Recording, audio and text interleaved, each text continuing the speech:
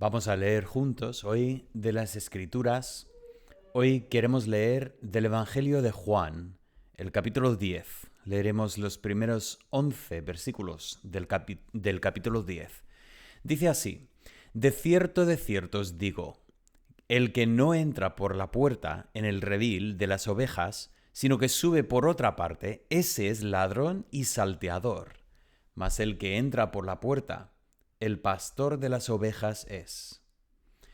A éste abre el portero, y las ovejas oyen su voz, y a sus ovejas llama por nombre, y las saca, y cuando ha sacado fuera todas las propias, va delante de ellas, y las ovejas les siguen porque conocen su voz. Mas el extraño no seguirán, sino huirán de él, porque no conocen la voz de los extraños. Esta alegoría les dijo Jesús, pero ellos no entendieron qué era lo que les decía. Volvió pues Jesús a decirles: de cierto os digo, yo soy la puerta de las ovejas.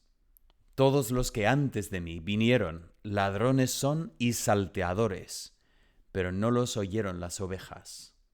Yo soy la puerta, el que por mí entrare será salvo, y entrará y saldrá y hallará pastos.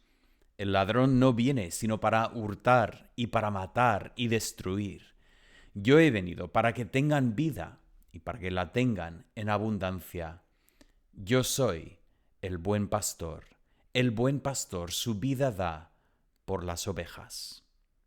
Que el Señor añada su bendición a la lectura de su palabra y nuestra meditación.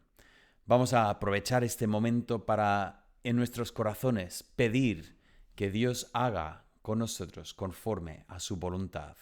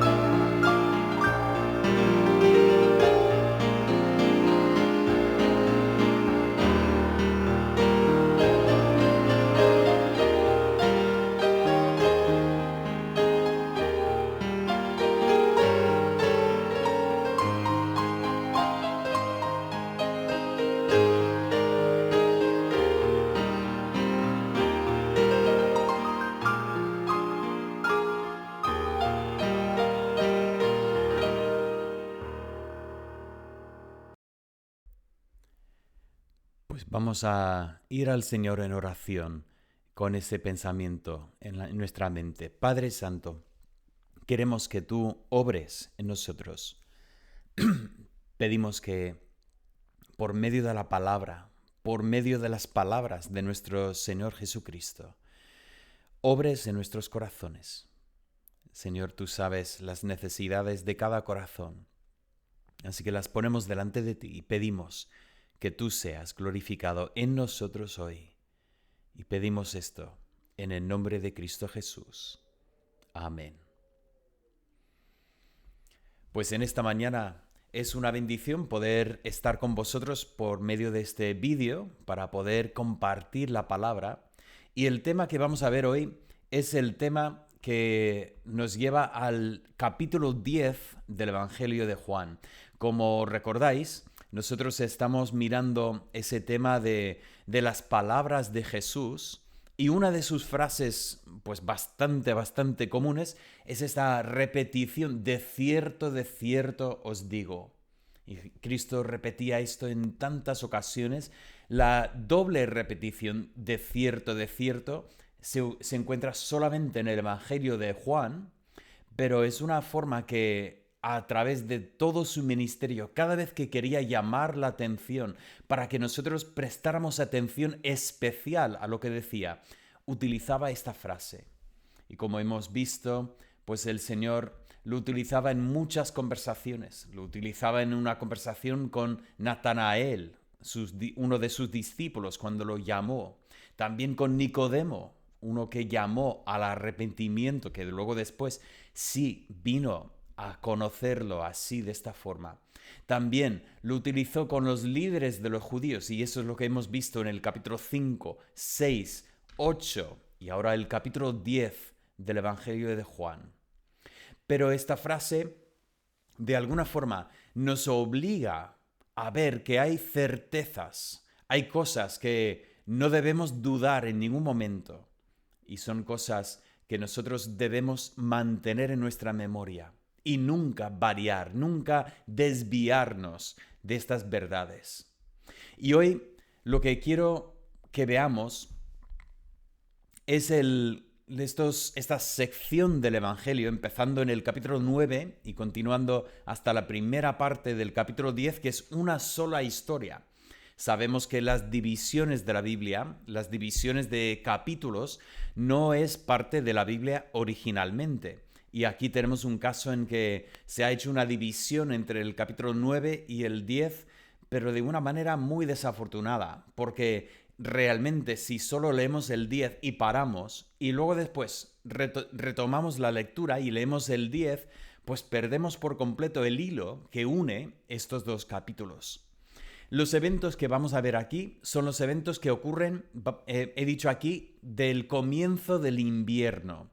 Si recordáis, en el mensaje anterior hablamos de esa fiesta de los tabernáculos, esta fiesta de justo el otoño, cuando recogían la cosecha y celebraban las bendiciones de Dios. Y aquí tenemos una historia que viene a continuación. He puesto el comienzo del invierno, pero estamos hablando del mes de diciembre, por ahí, y si estamos pensando en el calendario, claro, yendo hacia Semana Santa, cuando Jesús dará su vida en la cruz. Así que ya estamos en los últimos 6 meses de la vida de Jesús en esta historia. Y Jesús sigue hablando con los líderes religiosos, como vimos la semana pasada. Pues ya están buscando manera de prender a Jesús, de silenciar a Jesús. Y una vez más encontramos a Jesús entrando en conflicto con ellos, no de manera abierta, no buscando un conflicto, sino sencillamente todo lo que hacía Cristo era pues un problema para estos líderes religiosos, porque estaban envidiosos de él, porque estaban con su propia agenda, y Jesús constantemente pues es una afrenta, es de alguna forma le odian por quién es. Y Jesús y sus discípulos, para comenzar esta historia, todo comienza con el momento en que, entrando por la puerta de la ciudad seguramente, ven a un hombre que está ahí ciego de nacimiento. Nos dice el texto, lo vemos en el versículo 8, que este hombre habitualmente se ponía en este lugar para mendigar. Podemos imaginar este pobre hombre ciego de nacimiento incapaz de poder desarrollar un trabajo como otros que tenían el uso de sus ojos, y estaba a la merced de las multitudes, de los que entraban en Jerusalén esperando que algunos le echaran alguna moneda. Y este día que entra Jesús con sus discípulos, quizás es Jesús el que mira hacia Judas para decir, reparte a esta persona necesitada. Y alguien levanta una pregunta, una sospecha. La historia de este hombre es una historia fascinante, porque la pregunta es sumamente curiosa. Le preguntan los discípulos, ¿quién pecó, este hombre o sus padres, para que naciera ciego? O sea, está claro, el pensamiento es, si una persona tiene una desgracia, será un castigo de Dios. Ahora, una persona que pierde la vista, ya entrada en la vida, una persona que de mayor de repente tiene una enfermedad rara y se queda sin la vista, sin poder utilizar los ojos, pues ellos tenían que, más que claro, que esta persona había pecado contra Dios y por eso Dios le había castigado de esta manera. Pero claro, este hombre es un caso distinto. Él nació ciego. Entonces preguntan los discípulos, ¿quién pecó, este hombre o sus padres?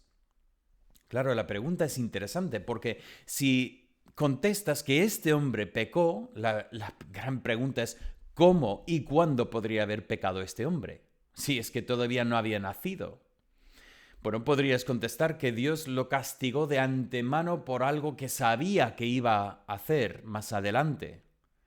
Uy, pero ahí entramos en un tema bastante complicado, porque si Dios empieza a castigar a la gente antes de pecar, pues eso ya cuestionamos si realmente entonces si somos libres o si estamos condenados a seguir con el destino y pecar como Dios sabía que íbamos a pecar.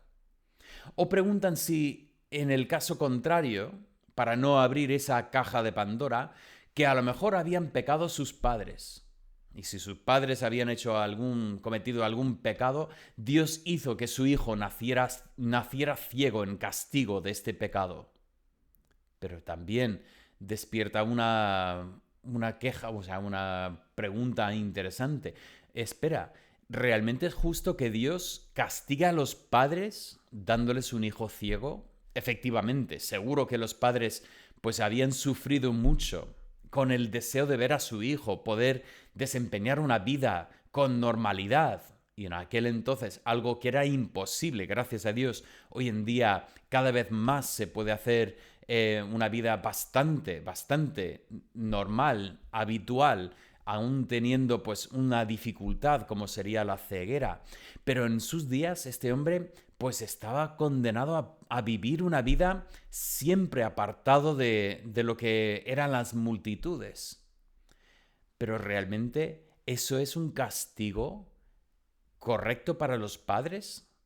Entonces la pregunta es sumamente interesante y quiero hacer así el comentario que ese mismo pensamiento no es solo un error de los discípulos, sino más bien cuando delante de los fariseos entra en el tema y está ahí discutiendo sobre el tema, los fariseos son los primeros que sacan el tema y dicen, ¿ves? ¿No decíamos que eres completamente nacido en pecado? O sea, ellos, los fariseos, lo tenían claro que este hombre era pecador y por eso había nacido ciego. Así que la historia empieza y termina con una condenación a este hombre por haber nacido ciego. Pero lo que encontramos en medio es una contestación tierna del Señor. Y el Señor dice, no, os habéis equivocado. No nació este hombre ciego por su pecado ni por el pecado de sus padres, sino más bien nació ciego para que Dios revelara lo que es su poder para sanar. Y realmente es preciosa la historia cuando Jesús toma a este hombre, le pone barro en los ojos. Nos hace pensar en Adán, cuando Dios creó a Adán, tomó del barro de la tierra para crear a Adán, y aquí toma y le pone sobre los ojos. y le manda para lavar los ojos. Y cuando el hombre lava los ojos, vuelve viendo, vuelve con el uso de los ojos por primera vez en su vida. Pero empiezan las preguntas. ¿Quién te ha sanado? ¿Cómo es que ahora ves? ¿Qué ha pasado contigo? Pero este hombre, curiosamente, no tiene una contestación. No sabe quién ha sido. Solo ha escuchado la voz. Igual conoce la voz, porque de hecho los que no tienen uso de los ojos normalmente desarrollan lo que son los otros sentidos. Igual tenía la memoria de la voz en su cabeza, pero no tenía el nombre, no sabía quién era. Si vuelve a escuchar esta voz, te puede decir quién es, pero si no, no sabe quién es. Hasta que tiene un reencuentro con Jesús. En el versículo 35 vemos este reencuentro con Jesús. Y Jesús le habla y se presenta como el Hijo de Dios. Y este hombre hace algo precioso. Cree y adora. Algo que efectivamente los fariseos no querían en ningún momento. Ellos estaban, más bien, nos dice el texto, que habían ya decretado que cualquier persona que reconocía a Jesús como el Cristo, como el Mesías, que iba a estar desechado de la sinagoga, iba a estar excomunicado en el lenguaje que nosotros entendemos. Así, cuando este hombre profesa a Cristo como el Hijo de Dios, este hombre también es rechazado de la sinagoga. Y esta historia del capítulo 9 realmente es sumamente importante para que entendamos lo que ocurre en el capítulo 10. Así que vamos a avanzar con el 10, pero primero quiero añadir una frase más que encontramos en este capítulo 9. En el versículo 5 del capítulo 9 encontramos que Jesús vuelve a decir esta frase: yo soy la luz del mundo. Si recordáis, lo habíamos comentado en el 8:12, igual asociado con esa fiesta de las lámparas en Jerusalén, pues Jesús se había presentado como la luz del mundo. Y qué apropiado en este contexto de un hombre que había vivido en la oscuridad toda su vida. Cristo se presenta ahora como la luz del mundo, el que vino para traer luz a los que andaban en tinieblas. Por supuesto, los fariseos estaban ya ofendidos. Ellos decían: ¿nos estás diciendo que somos ciegos? Pero era efectivamente lo que Jesús estaba diciendo. Estaba diciendo que ellos estaban cegados por su pecado, que no podían ver lo que este hombre llegó a ver con sus ojos la primera vez que puso sus ojos en Cristo. Pues vamos a continuar con nuestro tema y llegamos al capítulo 10 entonces. Encontramos pues el sitio donde Jesús 2 veces vuelve a decir: de cierto os digo. Pero para entenderlo, lo que vamos a ver aquí son 2 contrastes. En el primer contraste vamos a ver el buen pastor, o sencillamente el pastor, pero lo vamos a ver contrastado con el ladrón. Me voy a quitar de en medio porque estoy quitando ahí la vista. El pastor que es distinto del ladrón, en los versículos 1 al 10. Luego después, en los versículos 11 al 15, vamos a ver que este pastor es contrastado con otra figura, y aquí nuestra traducción dice el asalariado. ¿Quién es este asalariado? Pues es la persona que le pagan para hacer el trabajo. No era un esclavo, estaba ya libre, pero es una persona que recibe un jornal, ¿vale? Podríamos decir el jornalero. Así que tenemos 3 figuras y tenemos un gran contraste con cada uno. Vamos a empezar primeramente con el ladrón, pero primeramente también es importante poner un poco de trasfondo. Empiezo con esta imagen para que podamos entender un poco de lo que vamos a ver en este contexto. ¿Qué es lo que tenemos aquí que estamos viendo? Pues esta es una imagen de lo que es el redil, ¿vale? El redil. El redil es esa zona donde se podían guardar las ovejas cuando estaban en el campo. Y aquí tenemos ese concepto del redil, que sería más o menos así, sería pues un muro que igual tendría pues 1,5 metros como mucho, lo suficiente para que las ovejas no podrían saltar para salir de este redil. Y esa zona donde el pastor podría guardar las ovejas para estar seguro que nada les iba a pasar. No estaban en el campo donde podrían apartarse, no estaban donde un animal podría venir para poder matar o comer una de las ovejas. Y Jesús emplea esta imagen de una manera preciosa en este contexto. Bien, así que empezamos con este contraste entre el pastor y un ladrón. Los versículos 1 al 10 establecen ese contraste. Primeramente lo que vemos es que hay un contraste muy grande en la forma en que cada uno entra en el redil. En el redil solo había una puerta y por lo tanto, el que entraba por la puerta, claro, en la imagen, habéis visto hace un momento esta imagen de alguien que estaba en esa puerta, estaba ocupando lo que es el espacio de la puerta. En este texto nos habla del pastor que llega y el portero le abre. Ese pensamiento de que el pastor no tiene nada que esconder, él viene y él entra en el redil libremente. Ahora, para entender eso es importante entender que muchas veces varios pastores guardaban sus ovejas en el mismo redil. Entonces, a lo mejor uno estaba encargado de ocuparse de las ovejas, mientras los otros pastores iban para quizás comer, dormir un poco, y luego después volvían, y cuando venían, ¿cómo venían? Pues venían a la puerta. ¿Por qué? Porque vienen con un interés legítimo en las ovejas. Y por lo tanto el portero da libre acceso al pastor que llega. Pero aquí nos habla de otro que viene y tiene un acceso completamente diferente al redil. ¿Quién es esta persona? Es el ladrón. El ladrón salta para entrar.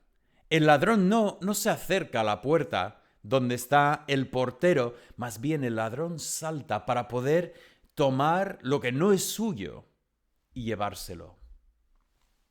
En este contexto Jesús añade ese pensamiento en el versículo 7. Dice, yo soy la puerta. Yo soy la puerta. Jesús es esta puerta en que más adelante en el capítulo 14 va a decir, nadie viene al Padre si no es por mí. O sea, Jesús es la puerta, el único acceso. Pero ese pensamiento, no debemos pensar en Jesús entrando por la puerta. Entonces Jesús es el buen pastor, como sabemos y veremos en un momento, pero Jesús también entra por la puerta y Él es la puerta, el pastor entrando por la puerta. Más bien lo que tenemos que entender es que aquí esa imagen del pastor que entra y llama a sus ovejas. Y aquí nos habla de las ovejas que siguen a su pastor. Y lo comentaremos en un momento.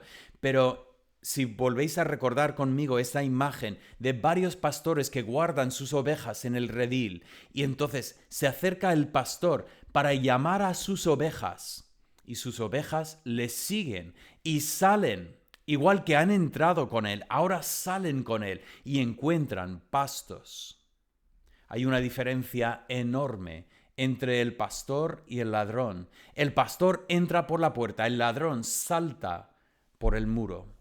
En segundo lugar, hay una diferencia muy grande en la reacción de las ovejas. Nos dice en el versículo 5, y también lo repite otra vez en el 8, que las ovejas, cuando el ladrón entra, las ovejas huyen de él. Es una persona extraña, no lo conocen y por lo tanto huyen de él. Pero cuando el pastor entra, Las ovejas oyen su voz y les siguen. Yo hice una pequeña búsqueda en internet de vídeos y qué curioso esta imagen de uno que llega ahí y están las ovejas y uno empieza a llamar las ovejas y las ovejas no le hacen ningún caso.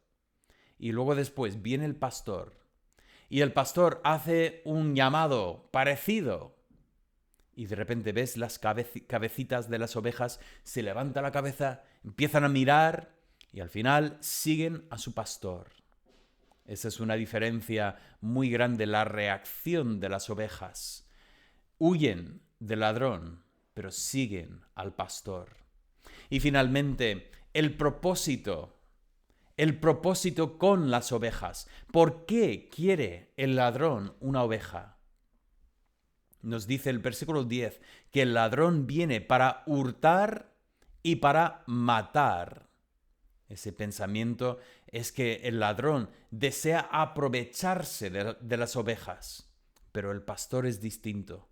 El pastor viene para dar vida y vida en abundancia. Ahora, es importante que ahora establezcamos muy claramente lo que está pasando aquí con esto. Porque, claro, nos dice este versículo por ahí que hemos leído que esto era una alegoría. O sea, Jesús no está hablando de pastores de ovejas, más bien está empleando aspectos de la relación entre el pastor y la oveja para poder enseñar una realidad espiritual. Es como una parábola, por así decirlo. Digo esto porque, claro, dices, pero espera un momento, David, el pastor está criando las ovejas y ¿qué hace con ellas? Pues las vende, las come para alimentar a su propia familia, pero esa no es la imagen y aquí es donde Jesús gira el pensamiento y dice, yo soy el buen pastor y he venido para dar vida y esa vida es vida en abundancia. Y eso es algo que realmente es un contraste enorme con el ladrón.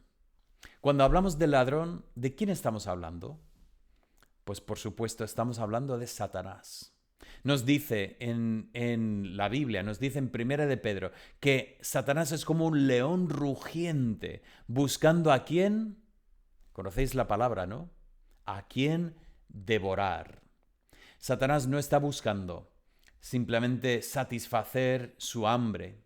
No está buscando de alguna forma, pues, hacer un poco de daño a las personas que son seguidores de Dios. Satanás quisiera devorar completamente.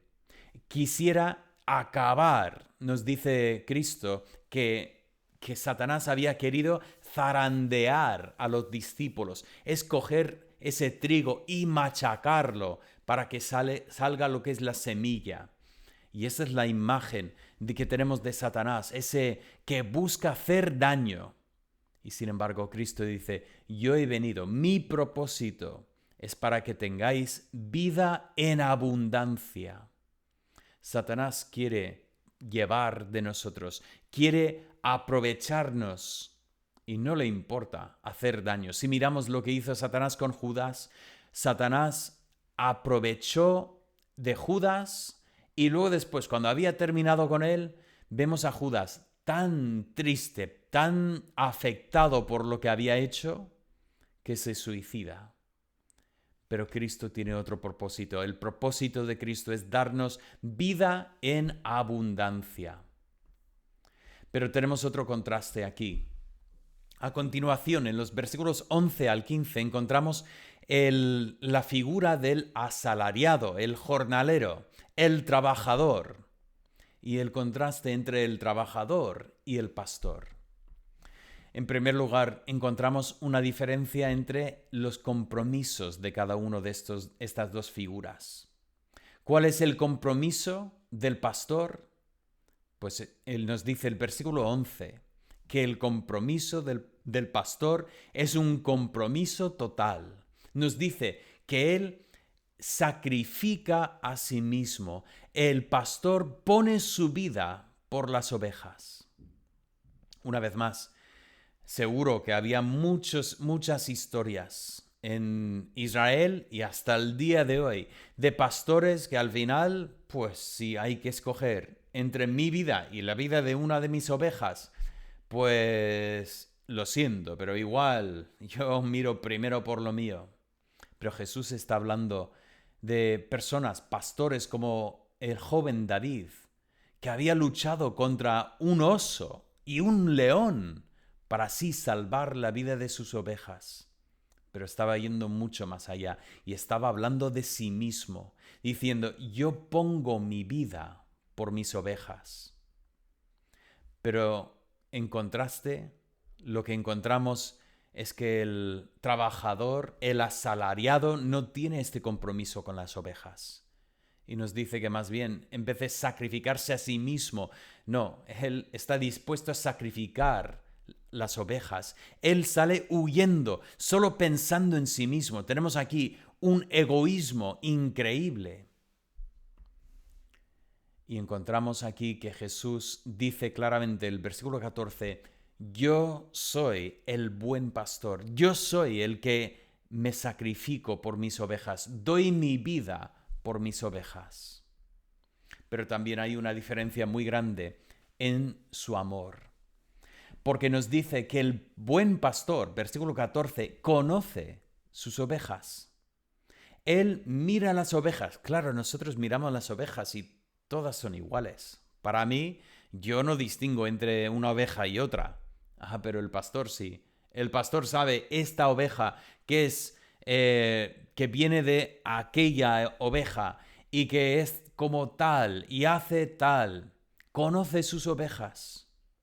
Y aquí esta imagen es una imagen tierna del buen pastor que nos conoce con todos nuestros fallos y nos ama aún así. Pero el asalariado, qué diferencia. El versículo 13 nos dice que realmente, pues, no le importan las ovejas. Él no tiene nada de amor realmente para sus ovejas. Lo único que quiere hacer él es poder llegar y mantener su vida y cobrar. Así que tenemos un contraste enorme entre el pastor y el trabajador. Esta gran historia termina con Jesús diciendo en el versículo 16, tengo ovejas de otro redil. Bueno, voy a comentar esto en un momento, pero primeramente quiero decir tres cosas en cuanto a... No, voy a seguir por donde iba, ¿vale? Y después voy a establecer estos puntos. Si miras cómo termina esta parte, esta sección del capítulo, verás que en el versículo 16 Jesús hace el comentario que yo tengo ovejas de otro redil. Ahora, la imagen nos tenemos que parar y decir, vale, hemos estado hablando de un redil donde había muchas ovejas, el pastor entra por la puerta, él llama a las suyas y las suyas les siguen, no salen huyendo como huirían de un enemigo, de un ladrón, y él lleva a sus ovejas. Delante de ellos va marchando y las protege, entrega su vida por sus ovejas. Pero ahora Jesús empieza a hablar de ovejas de otro redil. Y después dice que de estos dos rediles habrá un solo rebaño y habrá un solo pastor. ¿De qué está hablando Jesús? Bueno, sus palabras debemos entenderlas en el contexto del libro de los Hechos. Cuando Jesús subió al cielo, después bajó el Espíritu Santo en el día de Pentecostés y ese día nace pues ese cuerpo nuevo, esa iglesia de Cristo. Son judíos, pero aquí tenemos una imagen preciosa de lo que Cristo ha hecho. Ha entrado en ese redil de Israel, y ha llamado a sus ovejas. y sus ovejas han reconocido su voz y han seguido a su pastor. Y han salido con él y han encontrado pasto. Y han encontrado el descanso del alma. Cristo es el pan de vida que puede saciar el corazón humano. Pero Cristo no había terminado. Si seguimos leyendo en el libro de los Hechos, encontramos la historia de cuando Pedro fue con los siervos de Cornelio. Y ese día los gentiles escucharon el mensaje del Evangelio y el Espíritu Santo vino sobre ellos igual que había venido sobre los judíos. Y de repente empezamos a entender que Cristo también ha llamado de ese redil aparte, ese redil que los judíos no en ningún momento imaginaban. Y Cristo llamó de este redil también para formar un solo rebaño. Ese rebaño espiritual, es la iglesia de Cristo, que está formada por judíos y por gentiles. Ya no hay distinción. Cristo ha roto ese muro de separación entre los dos.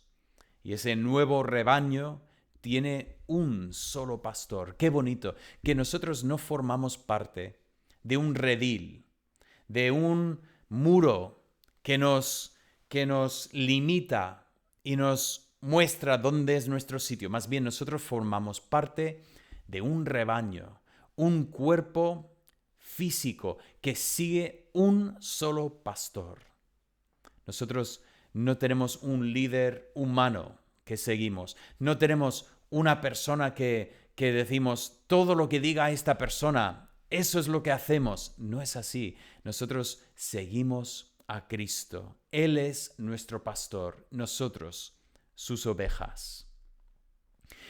Pero Cristo continúa diciendo en el versículo 17 y 18, yo pongo mi vida.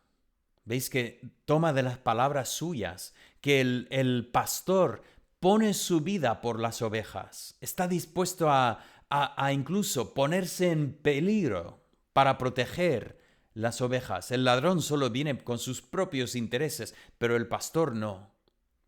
Y Cristo dice, yo pongo mi vida, pero la vuelvo a tomar. Aquí Cristo está hablando de su muerte y su resurrección. Y finalmente el capítulo termina, o no es el capítulo, porque es realmente la historia termina en el 21 y luego a partir del 22 tenemos otra historia más. Pero tenemos la reacción de las multitudes y tenemos crítica y confusión. Este tiene un demonio, dicen algunos. Otros dicen, pero ¿cómo puedes explicar que ha curado a un ciego que había nacido así? Y en medio de esta historia, 2 veces, Cristo dice, de cierto os digo. ¿Qué es lo que es tan cierto? Pues hay que tener cuidado con los ladrones. Hay que tener cuidado con los que solo están interesados en sus propios intereses. Cuidado. No los confundas nunca con el que es el buen pastor. Ellos vienen para satisfacer sus deseos, pero el buen pastor viene para dar vida y vida en abundancia. De cierto os digo, es así. Nuestro Salvador vino para darnos vida y vida en abundancia. Volviendo a lo que iba a poner hace un momento, debemos reconocer que Jesús no es ni ladrón ni asalariado. Más bien, Jesús es este buen pastor. Él es el buen pastor en su compromiso con nosotros y en su amor para con nosotros. Y eso es algo cierto que no debemos olvidar nunca. La gran pregunta es, ¿cuál es nuestra reacción? Dice, mis ovejas oyen mi voz. Y la gran pregunta para nosotros es, ¿oímos su voz? Es que es triste decirlo, pero muchas veces estamos tan preocupados, tan ensimismados, que lo que realmente queremos es que Dios oiga nuestra voz, que Dios haga lo que nosotros queremos que haga, que Dios de alguna forma nos dé la vida que nosotros deseamos tener aquí en esta vida. Pero es que realmente lo tenemos al revés. Nosotros debemos escuchar la voz del pastor y debemos seguir al pastor. Y cuando Cristo empieza a guiar en nuestras vidas, nos lleva a experimentar pastos verdes. Incluso cuando a veces tenemos que pasar por el valle de la sombra de la muerte, ese pastor está con nosotros. En ningún momento nos abandonará. Su vara, su cayado infundirán consuelo y confianza en nosotros. Podemos confiar en este buen pastor, pero tenemos que escuchar su voz y tenemos que seguirle donde quiera que nos lleve.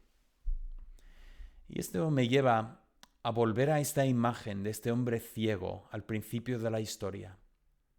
Lo que me llama la atención de este hombre es que este hombre empieza la historia como una oveja más dentro del redil de Israel. Él era un pobre desgraciado que había nacido ciego, pobrecito. No había hecho nada para merecer esa condición, pero no era porque había pecado, más bien era porque Dios quería demostrar su gloria a través de este hombre.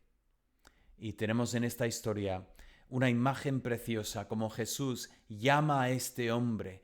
Cuando este hombre vuelve a encontrarse con Jesús y Jesús se presenta como es, este hombre escucha su voz y ya adora a Cristo como el Hijo de Dios. Lo triste es que los judíos lo echaron de la sinagoga. Los judíos dijeron: tú ya no formas parte de nuestra sociedad, tú ya no eres parte de nuestro redil. Pero Cristo lo había llamado a un nuevo redil, a lo que es ese cuerpo espiritual, ese rebaño que tiene una unidad, porque tiene un solo pastor. ¿Y nosotros qué tal? ¿Nosotros estamos siguiendo la voz de nuestro pastor? ¿Estamos obedeciendo? Cada vez que Él nos llama, le escuchamos, nuestras cabezas se levantan y obedecemos su voz. Cuando Él nos da de comer, nosotros comemos lo que nos da.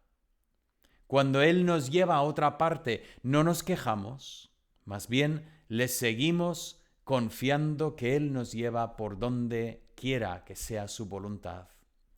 Así debe ser en nuestras vidas. Así debemos seguir al buen pastor. Oremos. Padre Santo, damos gracias por tu palabra, lo que nos enseñas en ella. Pero sobre todo damos gracias por nuestro único pastor, Jesucristo. Damos gracias por este pastor que puso su vida por nosotros, pero también la volvió a tomar y así resucitado de entre los muertos, salió victorioso sobre el pecado. Y así nos puede dar también a nosotros victoria sobre el pecado, para que tengamos vida y vida en abundancia. Padre, queremos vivir esta vida en tu presencia y que tú recibas toda la gloria. Te lo pedimos en el nombre de Cristo Jesús. Amén. Que Dios os bendiga.